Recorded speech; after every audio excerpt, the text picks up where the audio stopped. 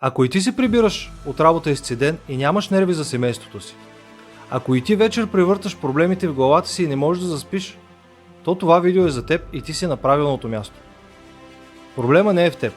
Проблема е в ежедневния стрес и хаос, на който сме подложени като модерни съвременни хора. Аз съм Димитър Йорданов и като военен психолог съм виждал дори най-силните характери да се пречупват под постоянния натиск. И това е не защото са слаби, а защото им липсва система, с която да се справят. Защото стреса руши нашето здраве, нашите взаимоотношения, руши нашите постижения. Точно поради тази причина създадах системата Непоклатим ум, сайта на която се намираш в момента.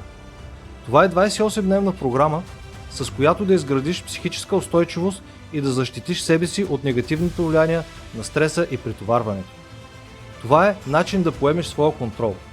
Тази система е своеобразна броня, която да изградиш около себе си.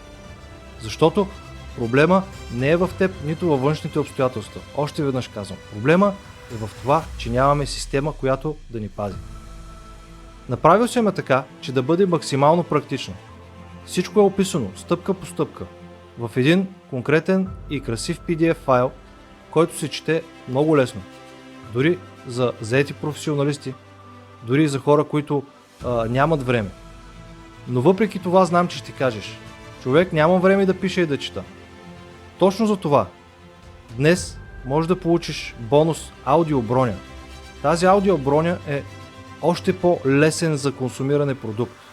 Това са 8 аудио файла, които са своеобразен тактически наръчник как да се справиш в конкретни ситуации. Например, преди трудна среща с шефа или вечер преди да заспиш. Просто си ги пускаш и те настройват твоя ум на правилната чистота и правилното знание. Получаваш всичко, от което имаш нужда на момента, когато трябва. Защото знам, че когато си под стрес, позитивното мислене не върши работа. Когато си заед, нямаш време за 60-минутна медитация. Така е, наистина разбирам го. Затова разгледай сайта, виж каква е офертата и съм сигурен, че този продукт ще ти помогне. Благодаря ти и успешен ден!